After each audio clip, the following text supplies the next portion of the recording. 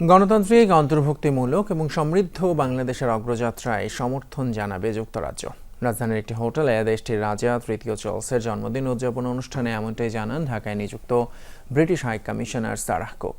এ সময় তিনি জুলাই আন্দোলনের শহীদদের স্মরণ করেন, বলেন ন্যায় বিচার, গণতন্ত্র ও সুন্দর ভবিষ্যতের জন্য তরুণদের প্রতিবাদ ইতিহাসে স্মরণীয় হয়ে থাকবে।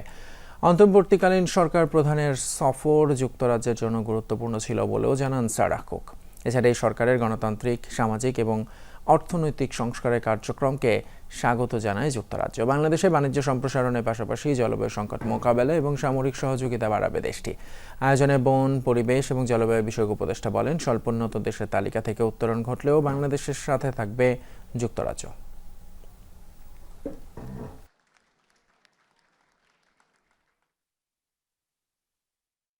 As a long-term friend, the UK fully supports Bangladesh as it charts the pathway to a democratic, inclusive and prosperous future.